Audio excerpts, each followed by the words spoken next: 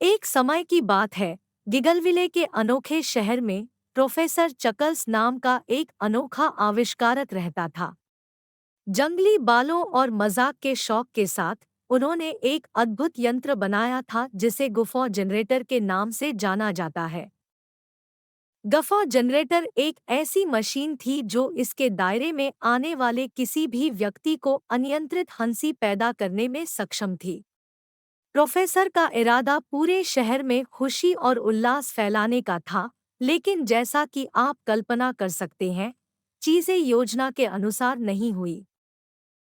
एक धूप भरी सुबह मशीन खराब हो गई और पूरे गिगलविले में मूसलाधार तूफान की तरह हंसी फूट पड़ी। लोग अपनी हंसी नहीं रोक सके और पूरा शहर एक हास्यास्पद उन्माद में बदल गया। यहाँ तक कि सख्त मेयर मैक्सिरियस भी आलोचना करने से खुद को नहीं रोक सके। हंसी की अराजकता के बीच टिम्मी नाम के एक संघर्षरत स्टैंड अप कॉमेडियन को एक अवसर मिला। उन्होंने अपने बड़े कॉमेडी शो लिए अनियंत्रित हंसी को एकदम सही पृष्ठभूमि के रूप में उपयोग करने की योजना बनाई। शहर के चौराहे पर एक मंच तैयार होने पर टिम्मी ने उत्सुकता से माइक्रोफोन पकड़ लिया और अपनी दिनचर्या शुरू कर दी।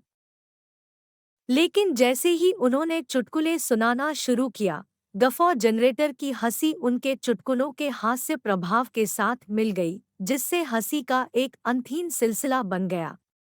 भीड़ और जोर से हंसने लगी, उन्माद के दौर में दोगुनी हो गई। इस बीच प्रोफेसर चकल्स को अपने आविष्कार की खराबी का एहसास हुआ और वे शहर के चौराहे पर पहुंचे। उसने गुफा जनरेटर को बंद करने की बहुत कोशिश की, लेकिन हर बार जब वह उसके पास जाता तो हंसी की वजह से वह भी अनियंत्रित रूप से हंसने लगता। जल्द ही पड़ोसी शहरों के लोगों ने गिगलविले में हंसी की महामारी के बारे में सुना और यह तमाशा देखने के लिए उमड़ पड़े। यह शहर हंसी पर्यटन का केंद्र बन गया, जहां दूर दूर से लोग हंसी मजाक का अनुभव लेने आते थे। इस सब के बीच एजेंट स्टोनफेस नाम का एक गुप्त जासूस रहस्यमय हंसी की घटना की जांच करने के लिए गिगलविले पहुंचा। हंसी से प्रतिरक्षित होने के कारण वह इस काम के लिए बिल्कुल उपयुक्त व्यक्ति थे। एजेंट स्टोनफेस ने प्रोफेसर चकल्स के साथ मिलकर काम किया और दोनों ने मिलकर गफॉ जनरेटर के प्रभावों को उलटने की योजना तैयार की। हंसी का प्रतिकार करने के लिए उन्हें सभी को रुलाने की जरूरत थी। कैसे? खोए हुए मोज़ों के बारे में एक मर्मस्पर्शी नाटक का आयोजन करके एकल मोज़ो द्वारा अपने आत्मीय साथी को खोजने की हृदयस्पर्शी कहानियां प्रस्तुत की गई। जैसे ही नाटक शुरू हुआ, भावनाएं चरम पर पहुंच गईं और शहर के निवासी अनियंत्रित हंसी से लेकर खट्टे मीठे आंसुओं तक पहुंच गए। धीरे धीरे गफॉ जनरेटर का प्रभाव खत्म हो गया और गिगलविले अपने सामान्य आकर्षण पर लौट आया।